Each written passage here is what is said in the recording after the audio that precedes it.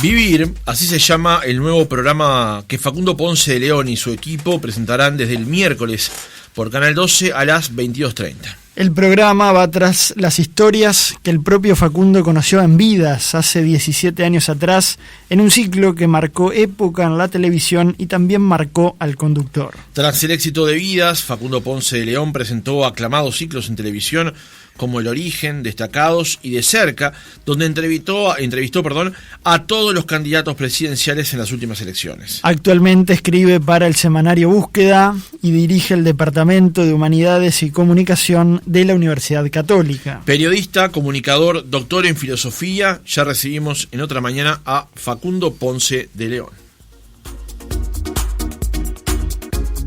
Facundo, ¿cómo estás? Bienvenido a Otra Mañana. Un gusto, muchas gracias por invitarme a conversar un rato. ¿Cómo les va? Todo muy bien, me imagino que con algo de nerviosismo, si se puede decir así, por un nuevo estreno en televisión. Sí, se puede decir así. Yo no aparezco tantas veces en televisión, entonces cada vez que regreso la adrenalina vuelve, no te digo como la primera vez, pero vuelve, sí, seguro. Y en este caso todavía más, porque bueno, fui al primer amor que fue Vidas, entonces tiene ese condimento extra. Uh-huh. Facundo, contanos qué nos vamos a encontrar o qué nos podemos encontrar el miércoles a las 10:30 cuando empecemos a ver Vivir. Y se van a encontrar con un reencuentro, y esto ya te marca que no es una entrevista como aquella de hace 17 años. En el caso de Mirta y Hugo, que son el primer programa, fue hace 15 años, y ahí sí fue una entrevista. Yo quería conocerlos a ellos, los dos tienen acondroplasia o enanismo o baja estatura, y en aquel entonces yo entrevistaba y contame y cómo se enteraron y qué dijeron, hicieron tratamiento y hay tratamiento y cuánto sale la salud pública y el vivir en Florida. Y hoy no, hoy es un reencuentro, ¿cómo andan? Hoy es, digamos que es casi que el arte de la conversación. Uh-huh. Entonces de repente ellos me preguntan a mí alguna cosa, y creo que logramos, no están todos prontos, pero en los primeros 3 o 4 que ya estamos trabajando, creo que se logra transmitir al televidente que efectivamente nos estamos reencontrando y que tiene esa cosa linda del tiempo vivido. Uh-huh. ¿Y por qué volver a esas historias, Facundo? Porque estamos en un desafío que nos llevamos mal con el tiempo. Nos llevamos mal, entonces o somos nostálgicos y estamos todo el tiempo añorando aquellas radios y aquella tele y aquel periodismo y aquel fútbol y aquellos carnavales, que es una actitud muy nociva. O estamos en la cultura de la cancelación, donde todo fue patriarcal, todo fue machista, todo fue opresivo. Entonces necesitamos recuperar otro modo de vincularnos con el tiempo, con la temporalidad, con que no somos los mismos que hace 17 años, pero eso no nos hace mejores, tampoco nos hace peores, nos hace que nada, que el tiempo pasa y que tenés que hablar de él y que algunas cosas fueron como las planificaste, otras fueron peores, otras fueron mejores y nos parecía necesario darnos esa charla. También en lo personal como productora, como Mueca, veníamos de hacer De Cerca, ¿no? De hablar uh-huh. con quien iba a ser el próximo presidente de la República, y también queríamos recuperar la entrevista más anónima, nos parecía que había un valor ahí también. Entonces, por esas dos razones es que nos embarcamos con mi hermano Juan en este proyecto que es Vivir. Facundo, ¿vos necesitabas cerrar vos esta historia a modo personal también? Bueno, es una buena pregunta. No sé si necesitaba cerrarla, necesitaba reencontrarlos, necesitaba saber cómo estaban, pero filmado, porque yo, como muchos, he mantenido el contacto, uh-huh. Pero me parecía desafiante volver a filmar eso. Y la verdad es que no sé si había algo de cerrar una etapa, no lo tengo claro, por eso te digo que es buena la pregunta, porque a veces digo, ¿por qué tuvimos este impulso de irlos a buscar? Claro. ¿Qué fue? Porque podría haber sido el año pasado, el anterior, hace 3 años. A veces me pregunto si no fue la pandemia. Yo creo que buena parte del éxito que tuvo Vidas se debió también a estar pegado a la crisis del 2002, a estar saliendo de un tipo de crisis. Y yo no sé si ahora no pasa, la verdad es que no lo sé, se lo digo como medio que en voz alta, pero no sé si no hay algo parecido. Ahora creo que estamos saliendo de una crisis y necesitas encontrarte con gente común, con gente que, no sé, perdón la vaguedad de la respuesta. Hablabas del tiempo, ¿no? De lo que nos pasa a los seres humanos con el tiempo. ¿Por qué no? ¿Por qué tenemos al tiempo como algo que nos genera un cuestionamiento, por lo menos nos hace reflexionar? ¿Qué pensaste? Yo quizás más al lado filosófico, ¿no? ¿Por qué el tiempo es algo tan central en nuestras vidas? Bueno, lo que pasa es que está bueno, Juan Pablo. Primero hay un contexto siempre en el que se inserta la temporalidad. Hoy la negamos, pero hace unos siglos la venerábamos. O sea, antes querías envejecer, porque se suponía que era el momento de la sabiduría, ¿no? Y en todas las culturas está el viejo chamán, la abuela que da consejos, el sabio de la tribu, el senador que ya vio toda la película y nos puede ilustrar un poco cómo salir de los embrollos. O sea, hubo un tiempo donde era una buena cosa envejecer. Hoy no, porque vivimos en una época de la productividad, del rendimiento, de la eterna juventud, donde cualquier arruga, cualquier signo de paso del tiempo lo tratamos de tapar, lo tratamos de negar, lo tratamos de olvidar. Entonces, justamente en el contexto que a nosotros nos toca, hablar del paso del tiempo con la mayor naturalidad posible es una buena cosa, incluso del paso del tiempo en la televisión. Ahora estábamos empezando a editar el programa de Hugo Rodríguez Almada, que es un médico forense con el que hicimos un turno en 2005 que nos tocó de todo: accidente fatal, suicidio, autopsia, y hablábamos de la tele que hicimos y éramos súper críticos. Yo le decía, Hugo, yo no sé si hoy hago esto, que recibiste la llamada y nos metimos adentro de una casa con una señora que se había quitado la vida y nos metimos para adentro, y él me dijo, yo no sé si lo haría tampoco. Claro. ¿Y por qué lo hicimos? Bueno, porque en aquel tiempo queríamos de alguna manera mostrar la tarea que hace un forense, o sea que también el tiempo, tener esa posibilidad de ser crítico. Me pasó con Gaby, síndrome de Down, que miraba con sus papás la entrevista del 2004 y le decía, yo no sé si volvería a hablarles así, adelante de Gabriel, estaba el Gaby ahí al lado nuestro y hablando de si el síndrome de Down así, el síndrome de Down así. O sea que hay cambios. Entonces, nos cuesta hablar porque nos cuesta asumir el envejecimiento, y en realidad envejecemos desde el día que nacemos. Al día 2 somos más viejos que el día 1. Entonces, es un desafío que tenemos. Facundo, hace unos años hiciste un ciclo muy, pero muy interesante en Justicia Infinita, justamente sobre ese tema. Eran, si no recuerdo mal, 4 especiales que iban sobre la vejez, pero desde distintos puntos de vista, desde lo biológico, histórico, filosófico. Justicia, con Gonza y con Salvador. Exactamente. Y mucho de esto que estás contando ahora lo abordabas en esas columnas. Bueno, sí, de hecho, de hecho en Mueca el origen tiene que ver con esto. ¿Cómo hacernos con el tiempo cuando no estábamos? ¿Cómo imaginar de verdad cómo era esto en tiempos de Artigas? ¿Cómo era esto cuando se hicieron esas reformas del vallismo que cambiaron el Uruguay? ¿Cómo era eso de esa mañana en Masoyer donde muere Sarabia, esos 33 orientales? ¿Cómo era la chalana en la que cruzaron? Entonces, el tema del tiempo, de la vejez, porque está la vejez de uno y está la vejez o sea, esto de poder hablar de tiempos en los que uno no vivió, ¿no? Vive en edificios que antes fueron otras cosas. Quizás claro. El ejemplo más evidente que tenemos en la ciudad es la cárcel de Punta Carretas, que es el shopping, y ahora no sé si vieron que pusieron toda una serie de fotos de cómo era la cárcel. Sí, claro. Yo tengo una tendencia natural a fascinarme por ese tipo de cosas, por saber en el lugar que estoy, que era antes, esas capas de tiempo. Y en aquellas columnas estaba rumiando un libro que nunca hice, pero bueno, está en los pendientes sobre los pasos del tiempo en términos sociales, en términos históricos, en términos filosóficos, que que efectivamente, como decís, tiene un poco que ver con este ciclo también, pero como las cosas que Mueca fue haciendo, el origen del fútbol. Ayer hubo fecha de eliminatorias, pero ayer jugó la Celeste. ¿Qué Celeste? ¿Y por qué la Celeste? ¿Y de dónde viene? ¿Y qué pasó en Ámsterdam, en Colombia? Y, nada, es un poco, es el sello nuestro, básicamente. Claro. Y me imagino, Facundo, que con este ciclo que comienza el miércoles, seguramente se da aquella máxima de Heráclito de que ningún hombre cruza dos veces el mismo río. ¿Hay algo de eso también?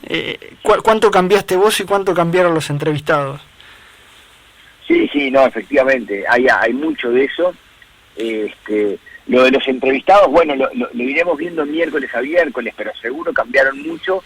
Y en mi caso hay un cambio de rol como conductor evidente. Yo en Vidas era y actuaba una ignorancia total. Muchas veces lo era cierto y otras hacía que no sabía nada porque me parecía que era el mejor lugar desde el cual hacer Vidas. En Vivir me paro en otro lugar. Tengo 42 años, 43 cumplí durante el rodaje y sé cosas y me pasan cosas con lo que me cuentan y se los digo a los entrevistados y se lo digo en cámaras, cosa que jamás lo hubiese hecho yo en el primer ciclo. Entonces tiene, si se quiere, tiene una voz editorial mucho más fuerte. Empiezo con una voz en off. En esa voz en off digo cosas, establezco como un punto de vista, ¿no? Y antes yo estaba posicionado o trataba de construir un lugar, si se quiere, más neutro, sin punto de vista, como de búsqueda más más neutra, por decirlo de algún modo. Facundo, ¿cómo encaran los proyectos vos, Mueca, tu hermano, Elisa? ¿Cómo encaran esos proyectos? Porque te lo pregunto desde dos puntos de vista. Desde el punto de vista periodístico, obviamente, pero también desde el punto de vista audiovisual, porque las entrevistas, por ejemplo, las últimas que vimos de cerca, tenían un componente audiovisual muy importante. Estaban hechos en un lugar determinado, no estaban hechos en cualquier lugar, la iluminación estaba hecha de una manera determinada. ¿Cómo encaran esos proyectos? Bueno, ya que estamos hablando del tiempo, nos tomamos el tiempo. Y esto lo digo no como una cosa necesariamente positiva, sino como un dato. O sea, en el mundo de medios en el que nosotros nos movemos, tomarse el tiempo es una apuesta arriesgada, es una apuesta que tiene costos, que hace que vos no tengas estructuras fijas, porque si tenés estructuras fijas no te puedes tomar el tiempo porque hay que salir cada semana o cada día. Entonces nos damos mucho tiempo de preproducción, de prearmado. En este proyecto de Vivir, que lo armamos, empezamos con mi hermano Juan y enseguida se sumaron Andrés Rodríguez, Nicolás Kronfeld y Virginia Méndez, que son como los tres jefes de producción, y nosotros empezamos el proyecto en noviembre del año pasado. Diciembre, enero, febrero, marzo y abril fue buscar la locación. Entonces que vos decís, ¿dónde filmar? ¿Dónde filmar Vivir? Donde yo ya no iba a las casas de ellos, sino que los recibía a ellos. Encontrar la locación nos llevó casi 2 meses.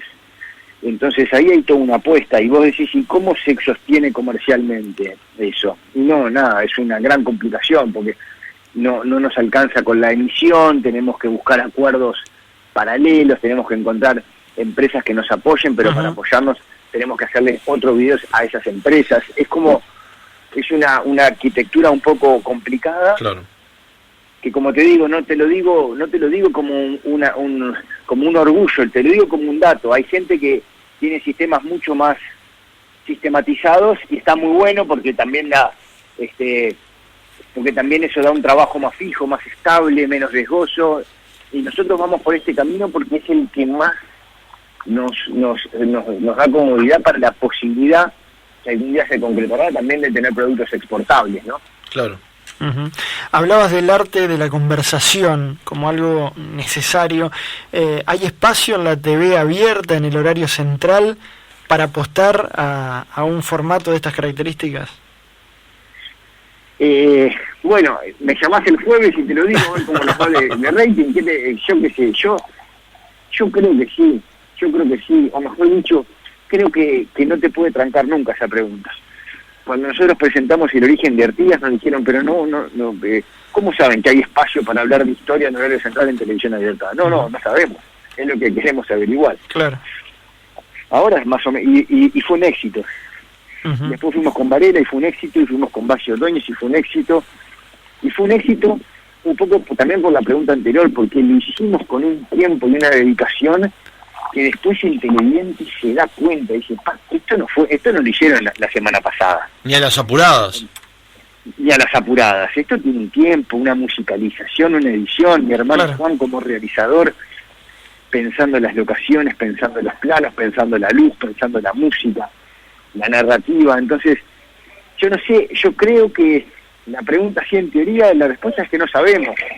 Lo que sí es un hecho es que el arte de la conversación que recuperamos en Vivir tiene mucho tiempo atrás, y eso es lo que esperamos que también se reconozca al momento de quedarse mirándolo, ¿no? Uh-huh. 17 años atrás, Facundo, no había redes sociales, es decir, ustedes largaban un programa y la repercusión, bueno, quizás se daba en la calle, alguien que los encontraba, les comentaba algo. Hoy está este componente. ¿Cuánto influye? ¿Cuánto lo observan? ¿Lo miran de reojo? ¿Cuánto puede impactar, incidir en lo que presentan al aire? Bueno, influye muchísimo. Digamos que yo te diría que no lo miramos de reojo, lo miramos de frente. Uh-huh. Yo no tengo redes, pero Mueca como productora tiene redes. Y tiene una estrategia de redes, de posteos, de publicación, de interacción, además una estrategia nueva, definida este año. Pero también te tengo que decir de que lo miramos de frente, pero tratamos de que no nos determine, porque lo que pasa muchas veces en las redes no es lo que pasa. Uh-huh. Entonces, también de vuelta, ¿no? Uno tiene que hacer lo que le nace hacer, ser lo más fiel a esa, uh-huh. Perdón que suene un poco místico, pero a ese llamado que uno siente, ¿no? Uh-huh. Entonces, si mañana hubiese una movida en redes que dice no al arte de la conversación, yo voy a hacer igual Vivir. Claro. Sí, de hecho, de cerca en ese contexto, Facundo... No significa que no la estemos escuchando. Claro, de hecho, de cerca en particular, tuvo mucha vida en redes sociales, ¿no? O sea, era como claramente la segunda pantalla del ciclo, más allá de lo que se emitía por televisión abierta en ese caso, ¿no? Sí, totalmente. De cerca fue planteado desde el Vamos también con esa estrategia multimedia, ¿no? Salía por TV Ciudad, al otro día salía por El Observador, tenía una vida en YouTube bastante fuerte, sí, la verdad. Uh-huh. Y las redes sociales, más allá del programa, ¿llegaron para qué? Algunos decían para hacernos mejores, para que la democracia sea más participativa, otros entienden que es un desastre absoluto, hay fenómenos muy complejos vinculados a las redes. ¿Qué ha pasado con las redes sociales? Y bueno, no sabemos qué está pasando con las redes sociales, no lo sabemos. Es tan amplia la pregunta, Juan, que es muy difícil uh-huh. hacer una respuesta concreta. Pasa que a veces nos embarcamos en conversaciones inconducentes, pero algunas veces es absolutamente necesario el tema de las redes. Claro. Entonces, ¿Y te obliga a ser políticamente correcto? Por ejemplo, en esto que hablábamos de esa presión que a veces generan, ¿se pierde algo de libertad de alguna manera para no ofender? Porque hay muchos colectivos, además, mirando muy de cerca lo que se hace o se deja de hacer. Bueno, a ver, yo siento que perdería un poco de libertad, pero eso no significa que las redes me la hagan perder, es que yo no sabría manejar estas cuestiones mismas, ¿no? Hay gente que se siente mucho más libre desde que existe Twitter y puede rezongar a diestra y siniestra lo que necesite, y eso para esa persona es un ámbito de libertad que antes no tenía. Capaz que se pasaba toda la mañana llamando a distintas radios a opinar y ahora lo hace desde su teléfono, qué sé yo. Yo lo que creo en todo caso es que llegaron las redes, están, se quedan, y cada uno tiene que encontrar la mejor manera gestionarlas y llevárselas con ellas, ¿no? Llevarse con ellas, ¿no? Lo que no puede pasar es que diga, sí, no, las redes son horribles, igual yo me paso 1 hora y media antes de acostarme viendo todo. Bueno, pues si son horribles no hagas eso, qué sé yo. Claro. Del mismo modo que de noche no comes fritos si te hacen mal, ¿viste? O si querés comer, disfrutalo, si decís que te comes un buen canadiense con fritas. Claro, qué buen planteo ese hasta ahora de la mañana. Esa ambigüedad la que vivimos de decir que hacen mal, pero las consumimos genéticamente, es una cosa negativa, ¿no? Uh-huh. Facundo, ¿cómo te llevas vos con la política, por ejemplo? Porque hace poco diste un reportaje para Caras, justamente donde el título de la nota era "Me gusta hacer política desde mi trabajo". ¿Cómo se condensa eso?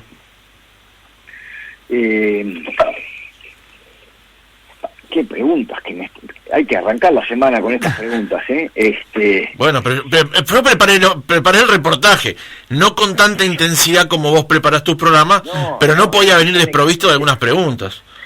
Es que son excelentes, era una ironía que es un halago, porque es una pregunta central para mí. Yo me llevo bien, me interesa, me gusta, me desafía, y siento que Vivir es un programa político, hay una toma de posición, hay sobre la ciudadanía, sobre los temas que ahí tratamos. Después está cómo me llevo con la política partidaria, y ahí tengo una ambigüedad enorme, porque la considero necesaria para la democracia, no hay democracia sin partidos políticos, pero al mismo tiempo siento que encorsetan de una manera el que sea, ¿no? Pegar el salto a decir, soy del Frente Amplio, soy del Partido Nacional, del Partido Colorado, del Partido Independiente, de lo que sea, o de la agrupación adentro de un partido, pero también digo, para cambiar la realidad hay que hacer ese salto más que quizás el periodismo. O sea, yo puedo hacer un muy buen programa de Vivir, pero cuando me cuentan, Mirta y Hugo, que hay una ley de inclusión para personas con baja estatura, esa ley no la hace el periodismo, la hace la política. Claro. Uh-huh. Entonces vivo con esa ambigüedad de sentir que el periodismo es un modo de hacer política, pero para cambiar efectivamente ciertas condiciones no se hacen desde el periodismo esos cambios. Uh-huh. ¿Y darías ese salto en algún momento? Y es una pregunta que me hago a veces, sí. Y hay veces que respondo que no, a veces pienso que sí, lo hablo mucho con mi esposa, lo hablo mucho con mi círculo íntimo de amigos y de familia. Y hasta ahora la respuesta ha sido no, Facundo. ¿Y qué te ha llevado a mantenerte en el no? Y creer que no entendería ese juego, que parte de la duda es porque lo miro de afuera, pero que una vez que entras tiene unas ciertas lógicas, un cierto modo de funcionar que yo no podría hacerlo, ¿no? Uh-huh. Uh-huh. Pero eso no me lleva para nada a desacreditarla, desestimarla, desentenderla. O sea, la considero una actividad extremadamente valiosa e importante, la política. Uh-huh. Que después yo no pueda pegar el salto porque no lo sabría hacer bien, no es, porque los políticos están todos por sus intereses. O sea, no, me parece un argumento muy muy frágil, muy pobre, ese de que solo hay intereses mezquinos en la política, como si después el mundo de la medicina, de la academia, del periodismo, del deporte fuese más sano que el otro. Sí, como que allí no los hubiera. Sí, exacto. Claro. Pero los vemos, ¿no? Esos conflictos políticos, es como que la política está permanentemente en el centro de la atención pública, ¿no? Entonces parece que todo pasa por la política. Exactamente. O somos conscientes de las cosas que pasan, las buenas y las malas, ¿no? Exactamente. Facundo, nosotros aquí los viernes en el programa hacemos mesas de conversación sobre distintos temas, y hace un par de semanas conversamos sobre política, planteándonos si había o no una grieta en Uruguay. Es un término que hemos acuñado, que mayormente escuchamos desde la República Argentina. ¿Vos creés que la hay? Bueno, he ido cambiando. Vos sabés que yo durante un tiempo estaba convencido de que se estaba instalando la grieta, y hoy me parece que no. O sea, me parece que sigue teniendo una reserva simbólica el Uruguay como nación, construida a partir de las identidades partidarias, pero con un plus que sigue teniendo fuerza. Pero bueno, esto capaz que charlamos en un mes y por 3 o 4 hechos vuelvo a pensar claro que hay grieta, ¿no? Pero creo que hay una reserva simbólica. Ojo que estamos en reserva, eso sí, el tanque simbólico del Uruguay no está lleno ni mucho menos, pero la reserva está. Uh-huh. Yo otro día hablaba con 2 políticos, uno oficialista y otro de la oposición, que me decían algo muy peligroso, una advertencia grande, ¿no? Los dos sentían que para tener respaldo en su electorado tenían que transmitir posiciones más polarizadas de las que realmente sienten. Uh-huh. Uno como gobernante y otro como oposición. Y que de hecho lo hablaban mucho entre ellos. Entonces yo les decía, ustedes se dan cuenta lo peligroso de lo que dicen, porque para sentir que tienen base electoral tienen que radicalizarse.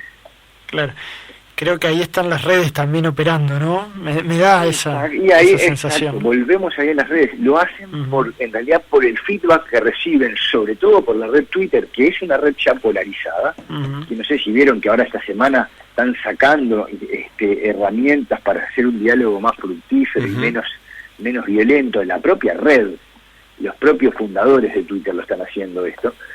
Entonces, nada, les digo, por eso estamos en reserva. Yo creo que hay una reserva, no estamos en la grieta instalados, hay una reserva simbólica, pero bueno, lo ideal sería no estar en reserva y ponerle un poquito de combustible a ese tanque simbólico que es el Uruguay más allá de. Claro. O sea, nosotros tenemos la suerte de que desde la democracia hasta ahora ya gobernaron 3 partidos políticos y todos más de un periodo. Debería estar mucho más instalado esto está bueno que roten, les tocará a otros en las próximas o las que viene, y hay como cosas que se mantienen a pesar de la rotación, porque eso es lo democrático, que roten. Y si vos lo mirás, rotamos, ¿no? Sanguinetti, Lacalle, Sanguinetti, Valle, Vázquez, Mujica, Vázquez, Lacalle, Pou, hay rotación. Entonces debería ser una buena noticia, pero bueno, por otro lado no parece ser leído como buena noticia, entonces se instala una cierta agresividad que hay que saber matizar, y bueno, también creo que ahí desde el periodismo tenemos un lugar político que una toma de posición, ¿no? No es lo mismo salir a buscar historias polarizantes que otro tipo de historias, ¿no?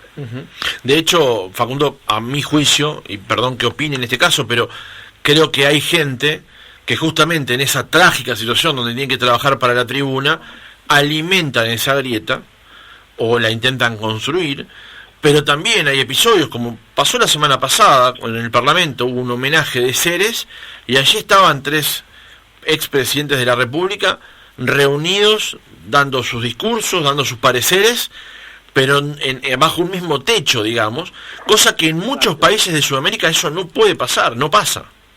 No pasa, por eso, esa es la reserva simbólica que todavía tenemos y que tenemos que alimentar día a día, ¿no? Para ir cerrando, Facundo, vivir es un reencuentro. Estamos esperando esos reencuentros en nuestros ámbitos familiares, personales, de amigos, después de la pandemia, que todavía continúa, ¿no? Se da también esa necesidad del reencuentro después de haber estado casi 2 años bastante desencontrados por la situación sanitaria. ¿Qué nos deja todo lo que hemos vivido en este tiempo? Completamente de acuerdo que hay un vínculo entre el reencuentro post-pandemia y el reencuentro con los vidas. De hecho, van a ver que el programa abre y cierra con un abrazo y se filmó en un lugar que se llama El Abrazo, lo cual no es casual, que es ese contacto físico que durante mucho tiempo perdimos y que es necesario y que hace bien y que es muy, yo me animaría a decir hasta sanador. Darse un buen abrazo es una cosa importante en la vida, sin dudas.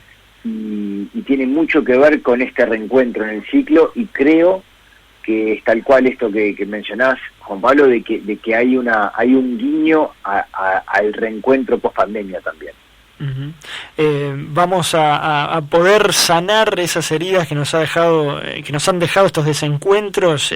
Hay quien dice que bueno, después de la pandemia todos salimos cascoteados, algunos más, algunos gravemente, otros menos, pero nadie salió mejor, digamos, por decirlo en términos básicos. ¿Puede haber una nueva época de aquí en más? Sí, yo creo que sí. Yo charlaba el otro día con un amigo, con Pablo, que estuvo en CTI por COVID, que estuvo, yo te podría decir que según los médicos, a minutos, literalmente en minutos de morirse, y ahora está bien, está recuperando la capacidad respiratoria, y yo no sé si él se salvó y otros no se salvaron, desgraciadamente, pero yo no sé si él va a salir peor de esto. Es difícil de vuelta, es algo parecido a lo de las redes, sacar conclusiones generales. La gente salió peor de la pandemia. No, la gente salió cascoteada, seguro, como salís cascoteado de una crisis, como salís cascoteado de muchas cosas que la vida te presenta, pero el desafío no es cómo salís, es qué haces con eso, ¿no? ¿Para qué lado lo llevás? Y perdón que mande el chivo, pero también estamos charlando porque se fueron a vivir la situación que vivieron Mirta y Hugo, es probablemente de las situaciones más difíciles que te puede plantear la vida, y la manera en la que ellos salieron es tan admirable que solo para mirar eso hay que mirar vivir, porque es un matrimonio que pasa por lo peor que puede pasar un matrimonio, que es querer tener un hijo y que la cosa se complique de un modo muy difícil de sobrellevar. ¿Y qué hicieron con eso? El problema no es que eso te pase, el problema es qué hicieron con eso. Y cuando los escuchás hablar, cuando ves cómo sacaron fuerza, cuando pensaban que no tenían más fuerza para seguir adelante, es tan admirable que también vale la pena escuchar esa historia, ¿no? Uh-huh. Entonces, creo de vuelta, la pandemia nos saca cascoteados sin duda, a los que tuvimos COVID, a los que no tuvieron, a los que perdieron familiares, a los que no perdieron, a los que perdieron trabajos, a los que perdieron planes de viaje, a los que estaban en su último año de primaria, secundaria, universidad, pero bueno, ahora la pregunta es otra, bueno, ¿qué voy a hacer con esto que ya pasó, que está ahí, ¿no? ¿Vos tuviste COVID, Facundo? Sí, yo tuve COVID. ¿Y cómo la pasaste? No, la pasé bien, yo ya tenía las 2 vacunas, y digamos que tuve 24 horas, en mi caso no tuve problema respiratorio, tuve un dolor de cabeza que nunca había tenido, y eso que había tenido meningitis, pero tuve, y me dijeron que en las estadísticas, en algunos casos el COVID, su mayor efecto es en el dolor de cabeza, pero nada, tuvimos toda mi familia.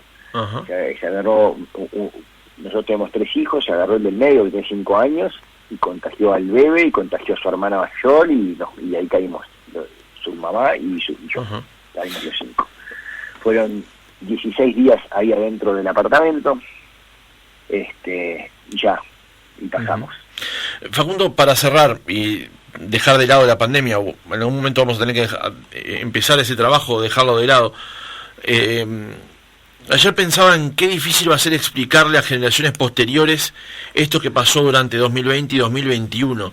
Por ejemplo, eso que acabas de decir, más allá de los fallecimientos, que por supuesto es la parte que más nos ha afectado y hemos tenido algunos meses muy difíciles aquí, pero donde el mundo prácticamente se detuvo desde febrero, marzo del año pasado, y donde mucho se explica en la soledad que tuvimos que vivir para poder sobrepasar este tiempo, ¿no?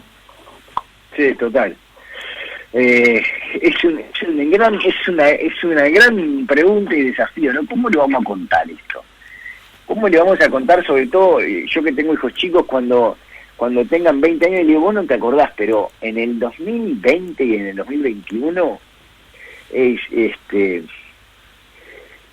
no sé, nosotros hicimos el año pasado una conferencia con Silvia Facal y Tomer Urwix, un periodista, sobre la gripe española, que fue algo parecido a lo que pasó en el mundo entero, una pandemia así, 100 años después, y de hecho ahí aparecen los primeros tapabocas, y la gente salía con tapabocas, y nada, vieron, yo tengo esa tendencia, antes de saber cómo contar, ver si pasó algo parecido en otro tiempo, cómo fue, ver si hay fotos, ver qué relatos hay, y de hecho hay unos avisos de prensa sobre el lavado de manos, sobre el distanciamiento y eso, y nada, yo creo que lo vamos a contar como un tiempo complicado, como un tiempo donde sentimos que estábamos en jaque, ¿no? Que esa naturaleza que tanto pensamos que dominamos y que en cierta manera tanto dominamos con nuestra capacidad humana, de repente nos dio una lección también de humildad, de obediencia, de saber que ella tiene una fuerza que nosotros no podemos controlar nunca, ¿no? Facundo Ponce de León, el mayor de los sucesos con Vivir, que estrena este miércoles a las 22:30 en Canal 12, y gracias por haber estado con nosotros esta mañana. Un placer para mí, les mando un abrazo a ustedes y a la audiencia.